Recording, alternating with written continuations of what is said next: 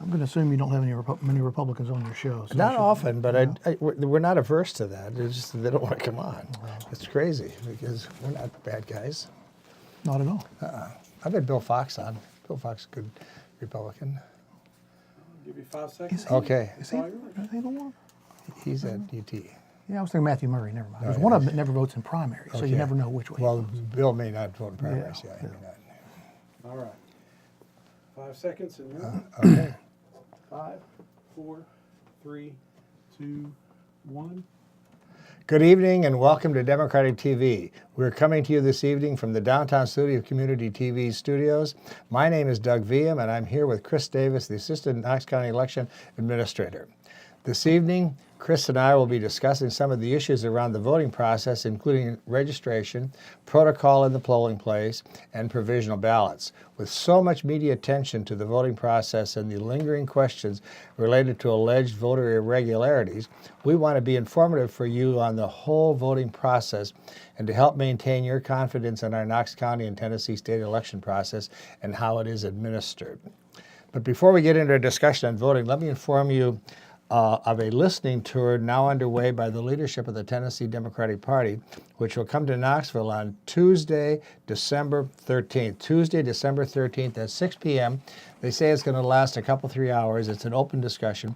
It's going to be held at the AFL-CIO Central Labor Council, which is located at 1522 Bill Williams Avenue, which is across from the WBIR studios up in North Knoxville. TNDP Chair Mary Mancini will be leading this meeting/discussion, which will be the purpose of which is to discuss what worked, what didn't work, a lot of that didn't work, and how we move forward in future elections. This is an opportunity to hear both the assessment of the election results by the state leadership of the Democratic Party, and also provides a means for your input on how the Democratic Party can be more effective in winning elections in the future. So Chris, let's talk first about the registration process, how a resident of Knox County can verify the registration status and what they must do to register if they're not currently registered voters. My first question is, where does a resident of Knox County verify they're registered? And if not, how can they register to vote? Okay. Well, two places really. Number one, any individual in Knox County who wants to ascertain whether or not he or she is registered to vote can give our office a call, the Knox County Election Commission, at 215-2480, and just inquire, give their name, their birth date.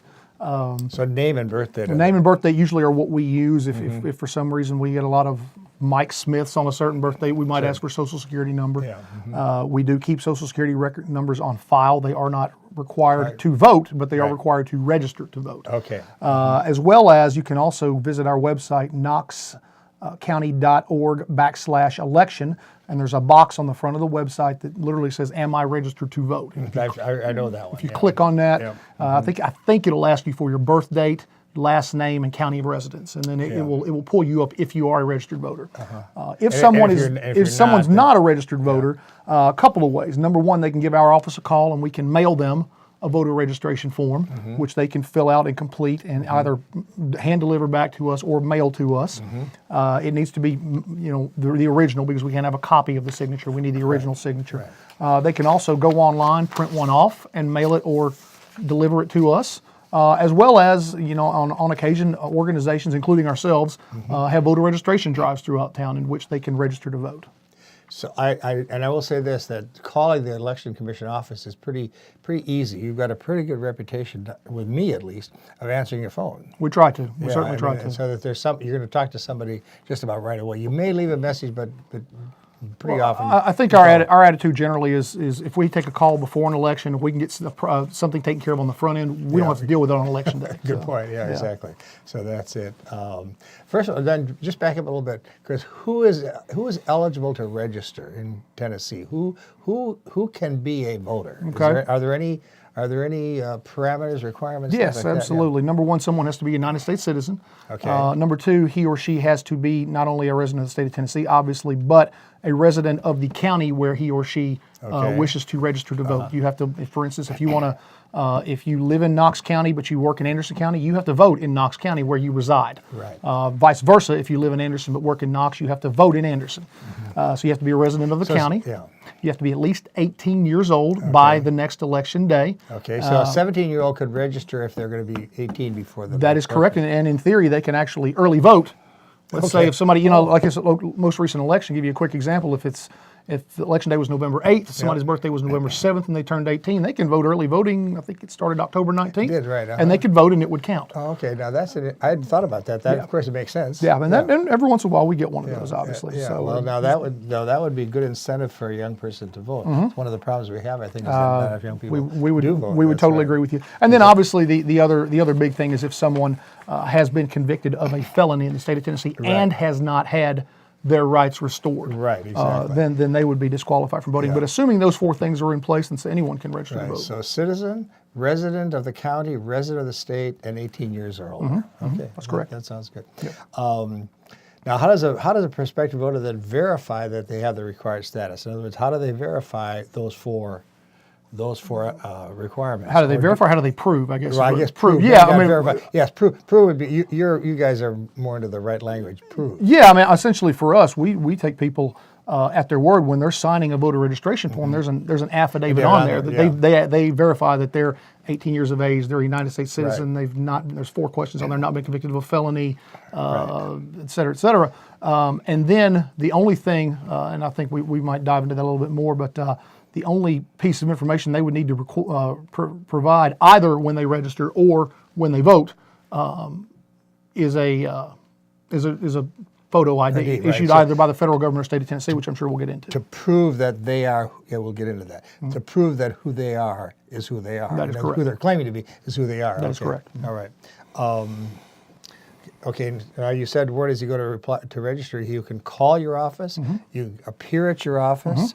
Now, who else can process or at least hand out or encourage filling out an application? Yeah, anyone can do a voter registration drive, certainly. And of course, there are various groups throughout town. There's a group called the Legal Women Voters, which I'm sure many of your viewers are familiar with, that does voter registrations throughout the year. The Election Commission does voter registrations by law at every high school every year. Yeah, I saw that. In fact, you actually do that. Every public and private high school every year. There's probably 20 plus in Knox County when you combine public and private. We are required by law also to do them at every naturalization ceremony, and we have at least 4 of those every year over here at the courthouse, usually quarterly, give or take. Really neat ceremonies, by the way, to see someone becoming. I mean, they really. And I don't want to denigrate anyone, but they appreciate the privilege that they're about to receive. Well, they've had to work for it. They've actually had to work for it. It's outstanding. And then, of course, voter registration drives go on throughout the year, and anyone can do them. But what we encourage someone to do is, if they're going to do a voter registration drive, let our staff work with them to make sure that prospective voters are completing the form accurately and properly. Because there's nothing worse for us than getting a call from an angry individual who swears they registered. We go back and look at their form. It was done at a voter registration drive by Group X. And Group X didn't make sure to fill out questions 1 and 2 or 3 and 4. You pointed out to me a couple of times, or more than a couple of times, there are a couple of questions on there that sometimes get missed. They are. I remember what it is. There's one of them that apparently is really Are you 18 years of age or older? Okay. Are you a citizen of the United States? And the big one is, and there's the way the state made these forms, we don't necessarily like that. I'll go on record saying I think a lot of other counties would as well, but there's one that it asks you a question that asks for a yes, and there's one that says, have you convicted of a felony? No. A lot of times people just go down and go, yes. Okay, right. Yeah. Then under law, we look at it, it says you've been convicted of a felony. You have to then show us or appeal basically that you've not been convicted. And so it's a problem, but that's why we want people who understand the form doing these. Right, exactly. Well, now, which leads me to another question then. Okay, if any organization, basically the civic-minded organization that feels that they have a responsibility to do these things, if they schedule some kind of a drive like this, could they send a representative to the Election Commission office? Would you then be able to? Would you then instruct them as to how to fill Absolutely, it out? Okay. absolutely. In fact, we would encourage that. Frankly, that's what I kind of thought. If someone's going to do one, come in, and any one member of our staff, I just did the math the other day, Doug. I think between our 9 staff, we have like 130 plus years of election experience. It's amazing. Right, but any one of our staff would be able to walk them through the process of what you're looking for, and really point out the pitfalls. Really point out the ones that the things that are going to get most people hung up. Yeah, exactly. Absolutely. Okay. So, well, that's interesting, which means that the registration process, as I'm hearing you describe it, should be relatively accessible to almost anyone who makes any kind of effort at all. Absolutely, yeah. And I mean, if you have a phone or computer, or you can walk in. Yeah. If someone needs assistance, certainly we'll help them and assist them in filling the form out. But the application for registration is quite different from the voting process. And you can have people trained to help people fill that out. Yeah, absolutely. You don't need. It's not like a special status to go inside the polling booth with someone. You or I could go and instruct someone. As long as they, if they need help voting, Right, there's a little thing you have to sign, basically Right. affidavit of assistance, I think is what Right, it's called. that's But, but for the registration. Oh, absolutely. If you and I can go out into a grocery store, for example, and outside register people right there, and we can. There's no requirement for us other than it's good courtesy to you as the election commissioners and ultimately as a voter. to have them fill out correctly. Yeah, and I think that's the reason we say that is we're the ones who get the angry calls from people who we have to send a letter to under the law that says they're not registered for this reason. Right. And then we have to go back and say, well, you registered with group X on day Y, Right. and that may be a problem. So. Now, one thing I did read, I thought, and I was startled by this, is that if you once registered, always registered. In other words, registration is essentially permanent. Okay. Yeah, assuming, of course, someone votes on even a semi-regular basis. Right. Yeah, Okay. absolutely, Which was the next question. Then. How often must a voter? First of all, I think it's important for people who are listening to know that voter registration lists are public. They are public. The only thing that comes out of our office that's not public record are Social Security numbers. Yeah, and so if someone wants a copy, for instance, of Doug Viam's voting history, Yeah. which you can get, or Yep. Chris Davis's voting history, Right, you can. we'll send you that, and the only thing we redact from that record is a Social Security number. So that is in there, but you can't get that. But the record itself, and I think that I want to emphasize that because I'm not sure everyone realizes that, but that is a public record. It is. And so that looking at it and having access to it is not anything that is subterfuge or secret or whatever. No, and in fact, we get, I won't say on a semi-regular basis, there are a handful of people in town who request voting records for people all the time. And to be clear, we can't tell how you voted in a particular race, but we can tell that you voted in an election. Yes. And if it's a primary, in which primary you voted. Right, Yeah. exactly. I know that's accessible. I must confess I use that.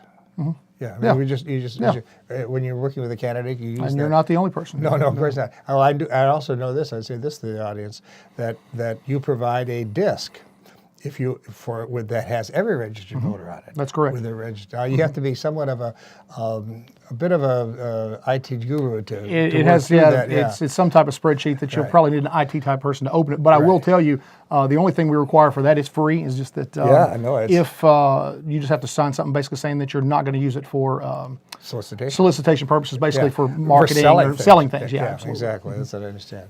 Okay, so once registered, your permanent registration, what are the things, Chris, that could remove your registration or make your registration somewhat invalid so that you come to the poll thinking you're registered and you're not? Okay. Well, number one, if the election commission receives information that someone has, number one, committed a felony, Yeah. Okay. that would obviously. And there's a process for you to. get There that is. The information. state actually sends us reports every Okay. day on those. Yeah. If we have record that someone is deceased, we have to remove them from the voting Right, I polls, saw and, that and as that's well. from the state, as well as in slow times, which for us aren't very often. We'll actually go through the obituaries you will? for Okay. people every day. If we find evidence from the state once again that someone has registered to vote in another county, Yeah, I saw that then, too. then they will be removed. And then except for those circumstances, for the most part, the way it works is if someone doesn't vote in at least 2 November federal elections or any election contained in those years, basically in a 4-year period, the election commission will, in the spring of every odd numbered year, we will do what we call voter list maintenance, where we will go through and find the people who haven't voted in the last 4 years, at least 2 regular November elections, and we will then place them on what we call inactive status, and we will mail them a confirmation card, just a little postcard, just trying to confirm, do you still live here? Is this still your address? Right. Because the law kind of assumes that if you haven't voted in 4 years, you may have moved, you may be deceased. We don't know. Yeah, right. Someone returns that confirmation card to us. Yes, I still live at 123 Smith Street. We place them back active. Sure. If someone votes in that next 4-year period, at least 2 November elections following that, Yeah. then we place them back Back active. in- If okay, they right. sign a petition, for instance, a wine and grocery store petition, Right, then we place them back. you'll see them. Then we'll place Okay. them back Right, active. okay. If after 2 regular November elections of being inactive, they still haven't voted, then they haven't voted in at least 8 years, and they haven't reached out to our office to tell us that they have moved or they haven't moved, then we will have to, under the law, in that 9th year, purge them from the voter rolls. Okay. And that happened. We frankly, we heard that a lot during the November election. Just anecdotally, I'll tell you, we had one guy who was raising Cain on us. He hadn't voted since President Reagan. Oh my goodness, But yeah. good night, he had found somebody he wanted to vote for. Okay, right. And another individual, same thing, hadn't voted since President Carter, but found someone he wanted to vote, and they couldn't understand why they weren't registered. It's like, Sure. law, if you haven't voted in 32 years, Right, we're not sure the where law you are. assumes you may be dead, Right, and so exactly. it's... so what is that? Okay, which then leads to a very good question. What happens to that person? Because there's now this is one of the things I really want to talk about is what happens if you get to the polls and that you discover I'm not on the list that I thought I was on. Well, it's one of those things. Number one, someone in that instance, we can vote someone what's called a provisional ballot. I know we'll talk a little bit more about that, but basically a provisional ballot, we use the word provisional ballot, it's a paper ballot. Because by law, if someone has been purged or if we can't provide evidence in our signature books that they are indeed a registered voter, we can't by law let them vote on the machine. Okay. And so therefore they have to vote a paper ballot, and then we will, after the election, discern their, are they indeed registered? Maybe something was amiss. Right. Gotcha. And so we'll investigate that further. But that's really their only recourse at that point, because you don't have in Tennessee same-day voter registration. You have Right. 30 days, 30 days, yeah. before an election to register to vote. And so really that's their only recourse if they find out they have been purged from the voter rolls. Okay. Yeah. So that's one of the big classes of provisional ballots. Okay. Yep. And then they come to what they need to bring to the polling location is their approved ID card. Photo identification. Not their voter registration card, but a photo ID. Yeah, and you don't need, just to clarify, because we get this question every election, we do not need your voter registration card to vote. It is nice to have with that little barcode, particularly in early voting. right. It makes it a lot easier. And I encourage all of you to early vote. And let me say real quick, I know your time's limited, but I just want to make this plug for early voting, because I think sometimes early voting is seen as a political issue, a Democratic versus Republican issue. I will tell you just straight up, and we're very adamant in our office, from an election administration standpoint, we love early voting. Yeah, I would There's nothing bad about early voting. That's what I would think too. It's awesome, and frankly, it just takes people away from election day. But back to the question. Right. Refresh my Right. book. I was saying, what happens if they come to the poll? If they come to the poll, and they wind up, or I guess how many people come to the poll finding out that they aren't registered or they thought they were registered, then what do they have to do besides? they'll have to present a photo ID issued either by the state of Tennessee or the federal government. That was my question. With the exception of student IDs from Tennessee College, well, any college and university, let alone state of Tennessee. Universities and institutions of higher learning are not allowed. Out-of-state driver's licenses are not allowed, which they were 4 years ago, but in 2013, I believe the legislature changed that to now it's just Tennessee driver's licenses, along with other various identification only if you work for the United States government, if you work for the Department of Defense, other various federal identifications are allowed. Are the list of the approved IDs available in the polling location, and where else can they find them? They will be in the polling location. The Officer of Elections will have those, as well as you can also check out the Secretary of State's website. I believe they're on our website as well. I think they a probably link, are. a link Yeah. to those anyway. Yeah, Yes. okay, right. So, but it's a good idea. It's a good idea to check. Well, before you go to the poll, it's a good idea to one, am I registered? Two, what do I need to vote? Because once they're in the polling location, they're going to have to go to a election worker, an officer of the election, right? That's correct. Yeah. And now at that point, registered. let me touch on a couple of things with photo ID real quick. Number one, a couple of different things. Just anecdotally, what we see a lot of times is we see students from out of state who don't have a Tennessee driver's license or a passport. We see folks who have out-of-state driver's licenses who have lived here a while now, but they never bothered to get a Tennessee driver's license. And then the third one we see a lot of is, I left it in my truck, left it in my other pants, left it on the dresser, who don't walk around with their driver's license. We don't see many instances here of people just not having an adequate photo identification. Well less than 1% of the population. But with that said, if someone comes in and he or she does not have a photo identification suitable for voting that day, then we would direct them to the officer who would vote them a provisional ballot. Okay, there's the other And provisional that's ballot. and we call those we clarify that we classify them in two ways. The ones that where someone doesn't have photo ID that day, they're called orange provisional ballots, and Okay. basically because it's the envelope we put it in, not Right. the ballot cut Right, stays yes, the same. yeah. And then your garden variety. Yeah, We don't know if you're registered or right, not yeah. voter is a green provisional Right. ballot. Now there's the voter has to do something differently depending on which one. That's they correct. have, right. So what is the orange ballot? If the orange voter comes in, or the voter comes in doesn't have a photo ID, we will give them the option of voting a provisional ballot, and if they choose to do so, then they will fill out that ballot.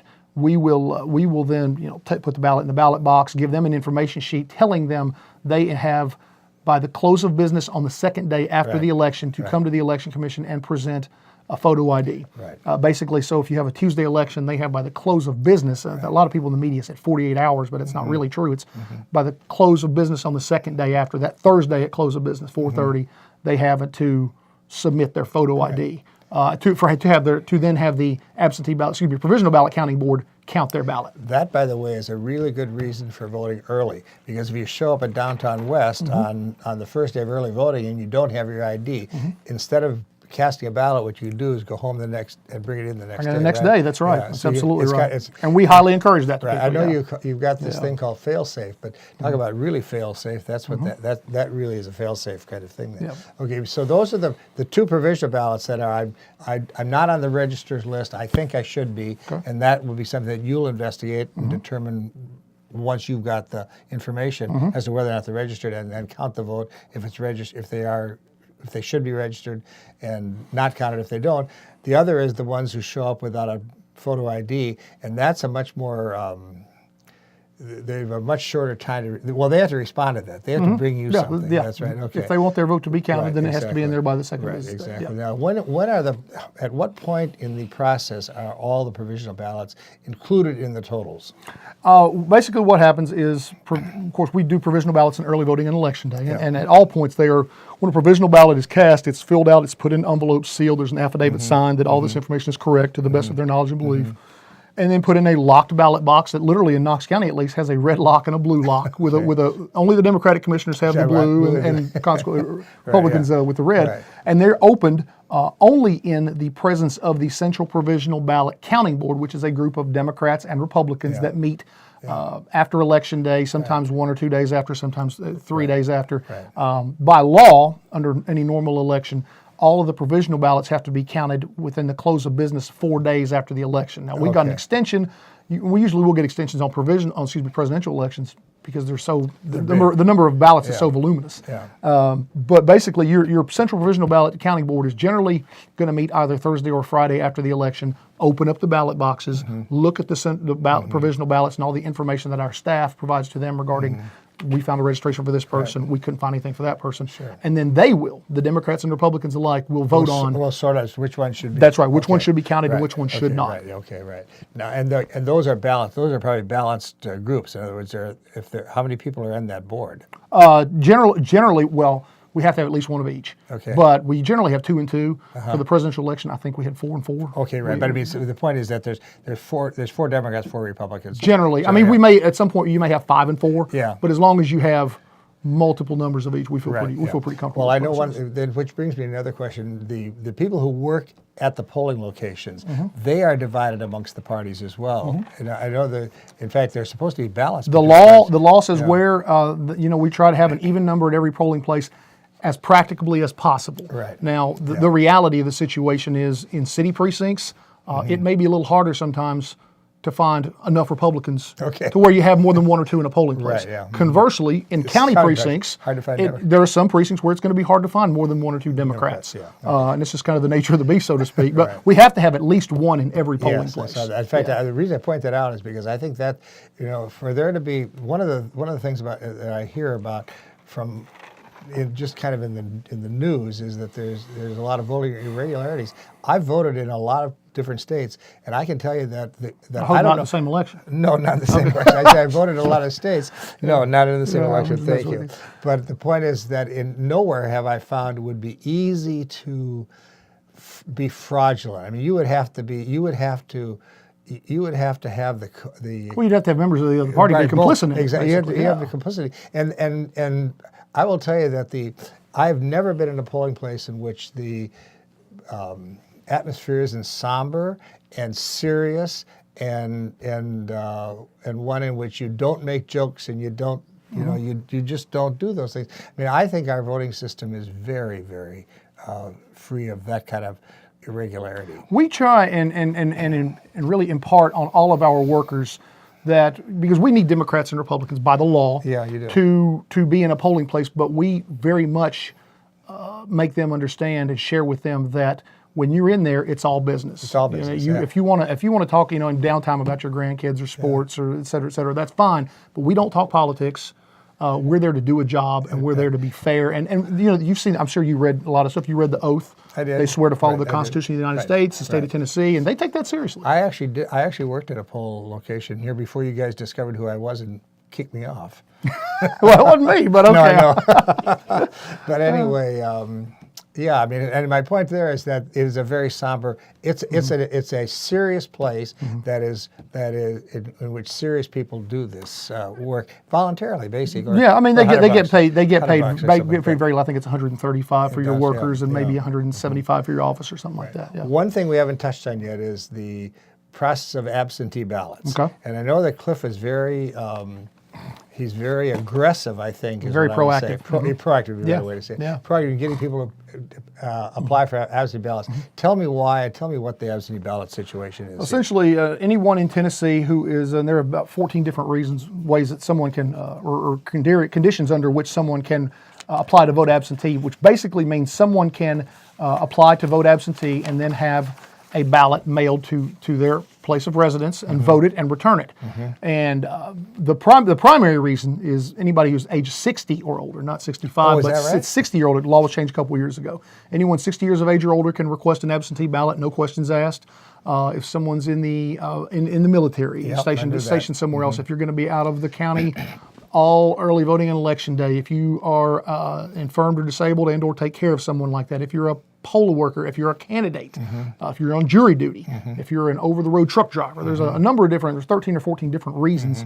But the bottom line is for us, we encourage people to vote absentee so they don't have to stand in lines, so they can fill out the ballot in the comfort and luxury of their own home. And is 90 days before any election, someone can request an absentee ballot and actually fill out what's called an application for absentee ballot. And then they will, starting the 45th day before an election, we'll start mailing those out, and they have until the close of polls on election day to get them back to us. Right. So. Yeah, and I know that for people who are no longer driving, not maintaining a driver's license, keeping it up, and you may not have then the approved ID, you don't have to have that to in a sense to vote. As long as you've shown an ID at least once, whether it's in the registration process or something, then you can request an absentee ballot and not worry about that. And it's really big, particularly when we see on election day, we get a lot of calls from people who are, God love them, 80, 85, 90 years old. Now, I can't get to the polling place.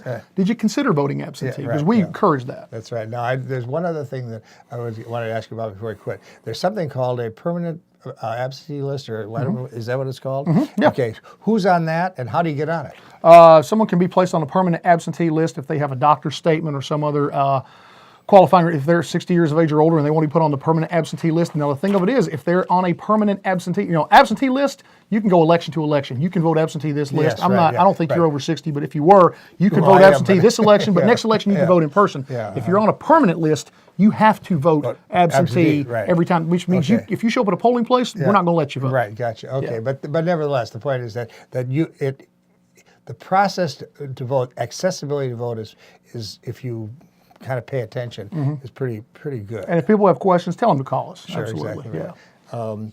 Well, okay. So, Chris, I appreciate the time you spent with me today. In conclusion, could you summarize, maybe just in a couple of minutes, could you summarize some of the basic guidelines all registered voters need to follow to vote? I mean, they need to be registered. They need to have ID. Some of those be registered, have a photo ID, be informed before you go to the polling place. Check your ballot out. It's going to be on our website. It's going to be in the newspaper. And I plead with everybody, early vote, because you can vote anywhere in early voting. And on election day, you have to vote in your precinct. And so that's as simple as that, really. All right. I would say to the audience tonight, thank you for watching. And if you didn't vote in the past election, it's time for you to determine if you are registered to vote in Knox County. It's a good time to register to vote.